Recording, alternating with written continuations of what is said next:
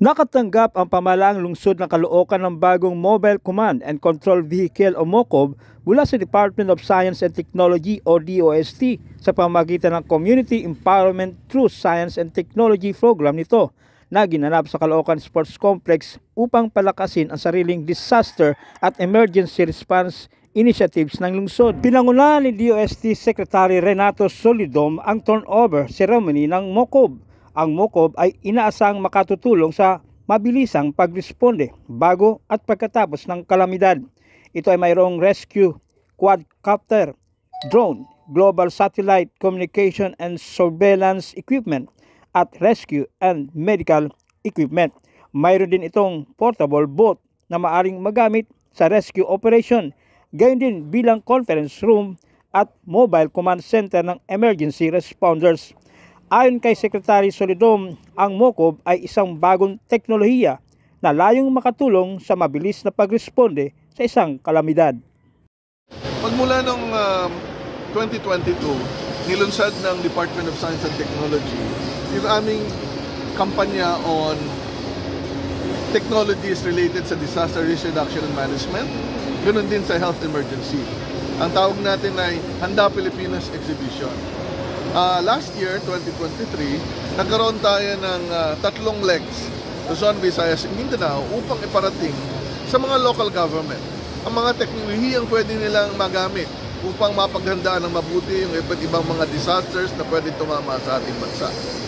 May mga mayors, provincial governor, at mga House of Representatives or even senators na naka-attend sa ating Handa Pilipinas Exhibition. Pero siyempre, mas maganda na maiparating natin sa ating mga mambabatas, lalong-lalo na sa mga House of Representatives and Senator, yung teknolohiya sa kanilang doorstep kasi mahirap din naman na ma-expect na pumunta sila sa malalayong lugar. Kaya minarapat ng ating Department Legislative Liaison Office na magkaroon ng lecture and exhibit na Handa Pilipinas portion for the House of Representatives and Senate.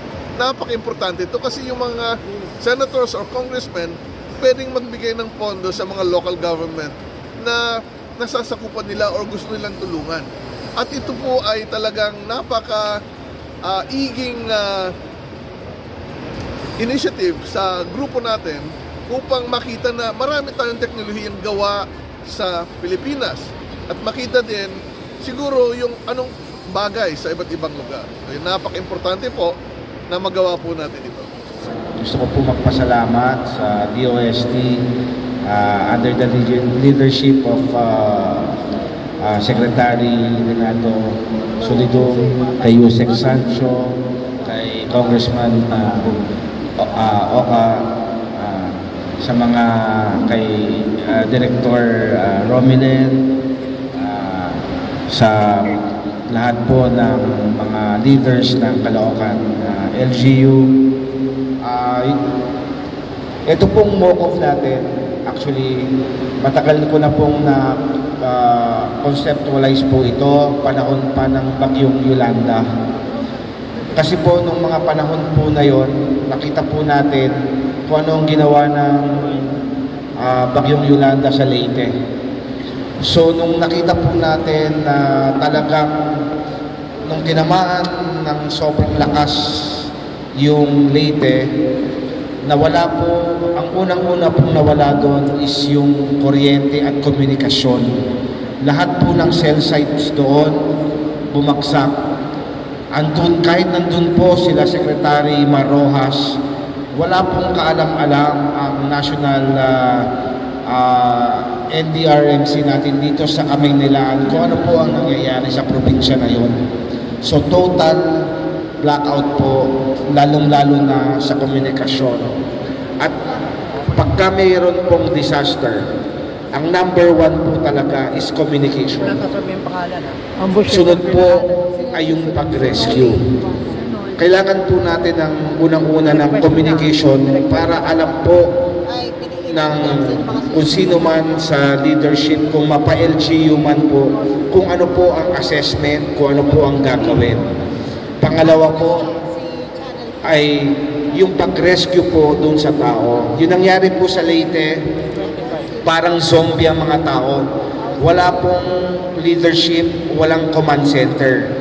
Kaya naisip ko po ang gumawa ng isang post-disaster na command center para po ilalabas po ito after the disaster. Mapapagyo po man yan, mapa-earthquake, floods, landslide. Kasi po, yan po ang unang hahanapin ng tao kung saan po sila pupunta. Kung meron pong magko-communicate na, dito po ang command center po natin, yung mga ibang opisyalis po ng mga, magsimula na lang po tayo sa barangay. At least alam nila kung saan sila magre-report. Makakapag-communicate po ang ating mobile command center sa main command center ng LGU or sa national. Kaya po ang ating MOCOV ay meron na po ngayong Starlink satellite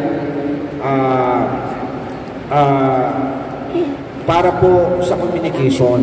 So, kahit nasa pabong lugar ito, matanggal mo po ang mga cellular sites, makakapag-communicate po tayo, lilipad po ang drone natin real time para po kukonekta ang video para makita mo ang laki ng sakuna. Mapasunod man to, mapabaha, mapabagyo, i-assess po yun ang drone, real time ng video, papunta sa mobile command center, at ang mobile command center po ang magbabato ng detalye papunta po sa main. Kung papunta mo sa City Hall yan o mapapunta sa National, sa OCD. At doon po magsisimula, after the assessment, doon po magsisimula ang rescue. Kaya ang rescue po natin, meron po tayong portable boat dyan na nitiklop na meron pong outboard motor. Meron din po tayong medical triaging dyan para po sa first aid ng mga magre-rescue po. Ang third team po naman natin ay alam mag-first aid, kaya meron po dyan oxygen, meron pong AED dyan para po doon sa mga inatake sa puso, at marami pong iba. Ang pinakamahalaga po, yung mismong rescuers, andun na po ang mga tubig nila, andun na po ang pagkain, andun na po ang electricity nila dahil bukod sa generator natin, meron din po silang solar at wind power na makakapag-sustain po ng trailer po natin na kaya hanggang 30 tao, at kahit walang outside na tulong, kaya po silang masustain ng 2 weeks. So, yun lang po ang isa sa mga magandang features po natin ng ating MOCOV. Marami pa po siyang ibang features na talagang gamit na gamit po.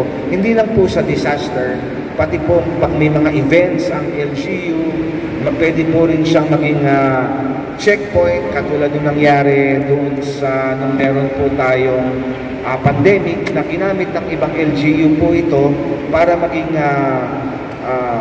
pansamantalang checkpoint ng bawat barangay.